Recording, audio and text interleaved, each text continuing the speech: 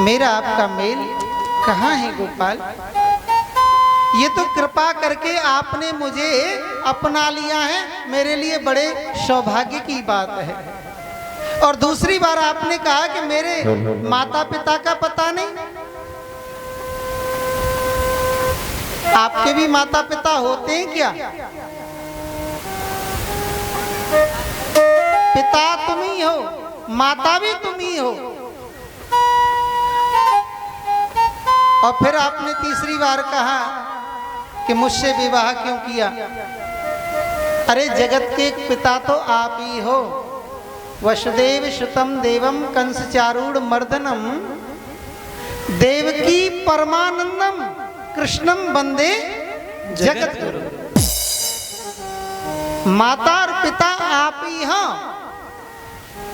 हमने तो सुना नहीं कि आपके कभी माता पिता होते। हाँ, आप माता पिता बना लेते हो, ये आपकी इच्छा है, लेकिन आपके माता पिता नहीं। और आपने ये कहा कि बड़े बड़े राजाओं के डर से समुद्र की शरण में छुपा हुआ हूं। तो गोपाल, समुद्रम शरणम गतान, मेरे गोविंद से रुक्मणी जी कहती हैं कि जिस हृदय में अविद्या और अस्मिता, राग और द्वेष, अविनवेश ये शत्रु बैठे हों, उस हृदय में आप कभी वास नहीं करते। आप तो आनंद रूपी समुद्र में हिलोर उठती रहती हैं, वहीं निवास करते हो। और चौथी बार आपने कहा कि मैं काला हूं, तुमने काले से विवाह क्यों किया? रुक्मणी जी कहती हैं, महाराज काले हो तो कमाल करते हो, अगर गोरे होते तो क्या होता? यदि नंद लाला तुम होते लली तो गले कट जाते करोड़न के। ये तो शुक्र मानो कि तुम काले हो, अगर गोरे होते तो क्या हो जाता? ब्रज के संतों ने गाया है बड़े सुंदर भाव से। हमारे ब्रज में बड़े बड़े संत हुए। प्रेम से बोलो जय श्री कृष्ण। जय श्री कृष्ण। इसलिए गोविंद की लीलाओं का स्मरण करते रहना चाहिए। रुक्मणी बोले, मेरे से कोई पूछे कि दुनिया में सबसे बड़ी प्रसन्न आत्मा कौन है? बोले मैं। संसार में सबसे बड़ा धनी कौन है? अगर कोई मुझसे पूछे तो मैं यही कहूं कि ये महात्माओं से ज्यादा धनवान कोई है ही नहीं संसार में। बोलो जय श्री कृष्ण। कबीरा सब जग निर्धना, धनवंता नहीं कोई, और धनवंता सोई जानियो जको राम नाम धन।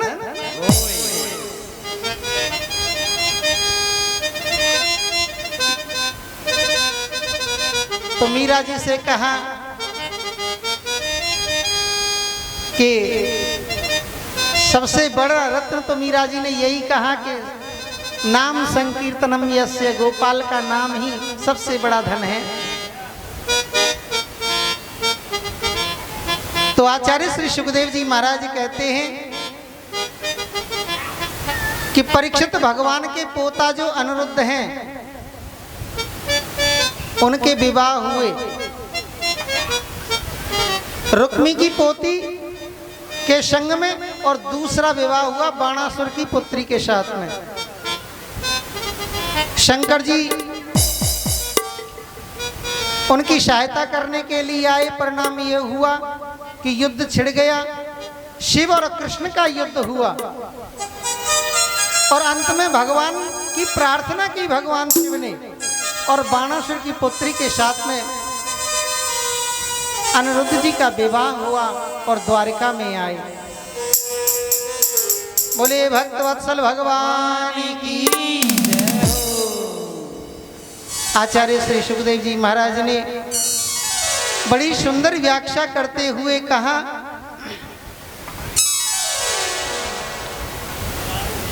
कि देखो राजसूय यज्ञ कराया भगवान ने। पांडवों से भगवान ने कहा कि तुमने सब राजाओं पर विजय प्राप्त कर ली है? बोले हाँ भगवान, केवल एक जरासंध रह गया। तो जरासंध के पास में इतनी बड़ी सेना थी कि उसे कोई पराजित कर ही नहीं सकता था।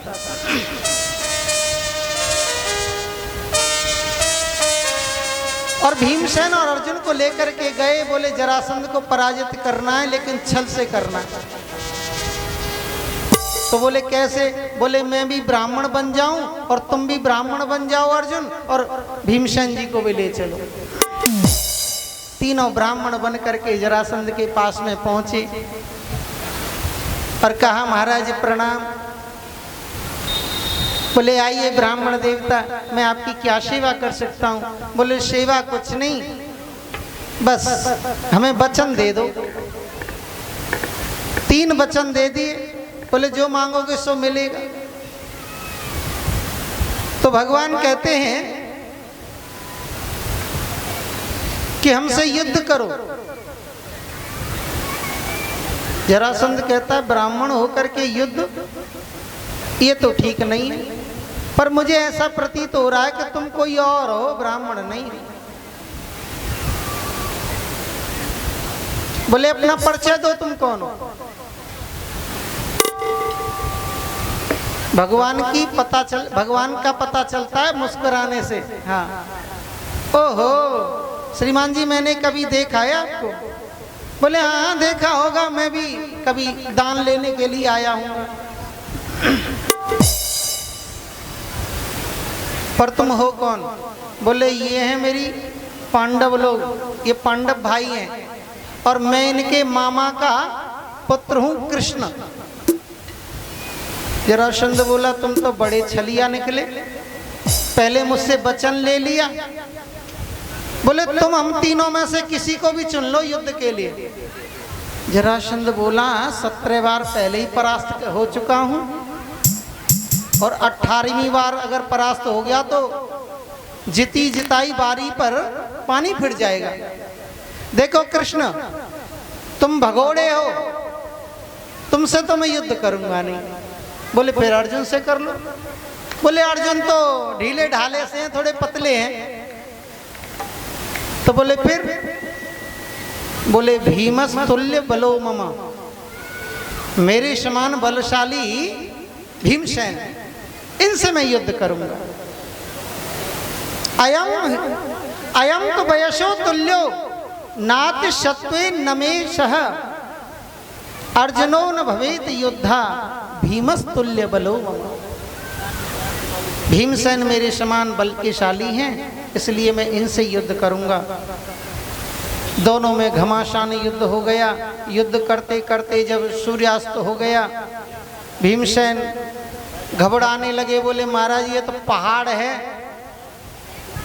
इससे युद्ध करना मेरे बस की बात नहीं है, या तो तुम चलो नहीं मैं अकेला ही भाग जाऊंगा रात्रि में। बोलो जय श्री कृष्ण। जय श्री कृष्ण। भगवान बोले तुम्ही को तो चुना था, जब तो तुम्हारा सीना चौड़ा हो गया था। बोले कैसे भी द्वारकाधीश मेरी रक्षा करो। तो भगवान ने एक तिनका इशारा चीरा और ऐसे करके फेंक दिया। बोलो जय श्री कृष्ण। जय श्री कृष्ण। उसके गद्दी पर उसके पुत्र को अभिषिक्त किया और बहुत सारा धन धान्य लेकर के, राजमुकुट लेकर के वहां से इंद्रप्रस्थ पहुंचे भगवान। पहले नारद जी ने 7वें स्कंद में यज्ञ प्रारंभ का विधान बताया। यज्ञ कैसा भी हो, चाहे भागवत ज्ञान यज्ञ हो, चाहे कोई भी यज्ञ हो, यज्ञ में हम लोगों को पूर्ण सहयोग देना चाहिए। प्रेम से बोलो जय श्री कृष्ण। जय श्री कृष्ण। इसलिए यज्ञ में जो भी आप पर हो वो दान करें, यज्ञ में बैठें, यज्ञ में हमेशा सदकर्म के लिए अपने धन को लगाना चाहिए। बोले भक्तवत्सल भगवान की जय। तो आचार्य श्री सुखदेव जी महाराज ने भगवान श्री सुखदेव जी महाराज ने परीक्षित को एक और कथा सुनाई कि कृष्ण शासीद सखा कश्यद ब्राह्मणो ब्रह्मवित्तम विरक्त इंद्रियार्थेषु प्रशांतात्मा जितेंद्रिय। सुदामा जी बचपन के विरक्त, इंद्रियों से विरक्त थे। सुदामा जी का प्रशांत मन है, जितेंद्रिय।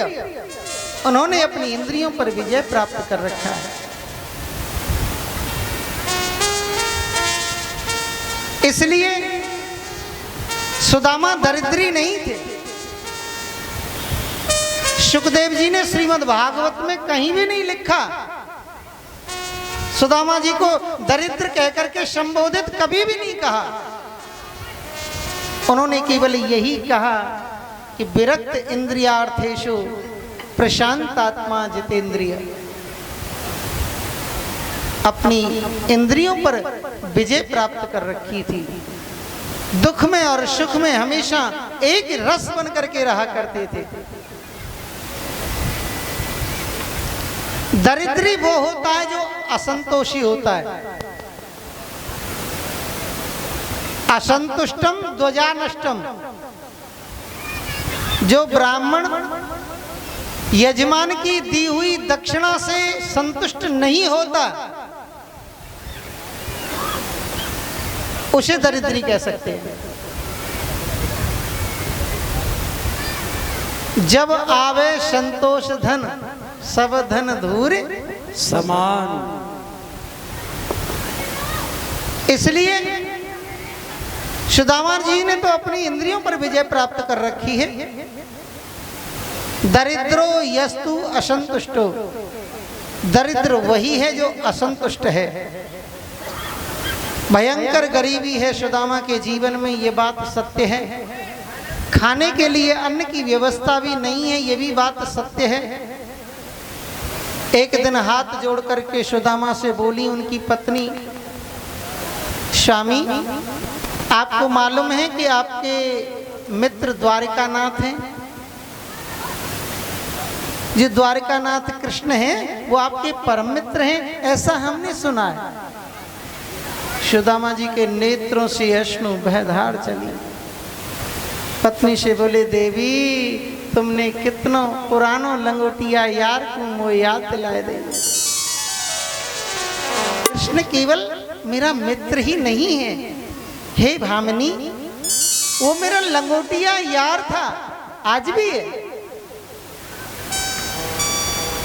पत्नी ने कहा, सुनिए मैं आपकी अर्धांगिनी हूं। पति कितनी भी पूजा पाठ करे आंख बंद करके, पत्नी पर कोई असर नहीं होता।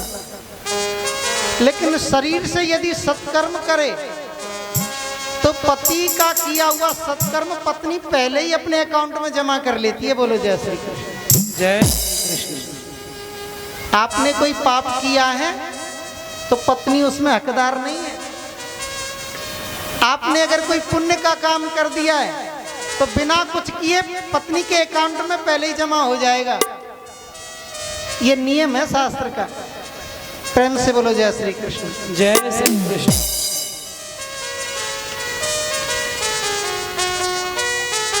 सुदामा जी कहने लगे, देखो मांगने के लिए कहोगी तो मैं जीवन में एक बार भी नहीं जाऊंगा।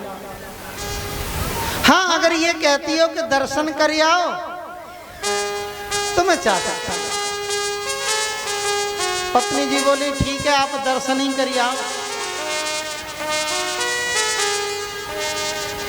सुदामा जी कहने लगे, आप जैसी पत्नी सब किसी को दे जो भगवान के दर्शन की इच्छा रखती हो। यही जीवन का परम लाभ है। श्री कृष्ण का मुझे दर्शन हो जाएगा, यही मेरे मन की भी कामना है। पत्नी ने कहा, कोई बात नहीं, आप जाइए तो सही, एक बार तो आपको जाना ही चाहिए। जय श्री राधे। और यदि एक बार आप चले गए, श्री महेश चंद्र शर्मा जी जो मुख्य यजमान के भाई हैं, उनकी पुत्र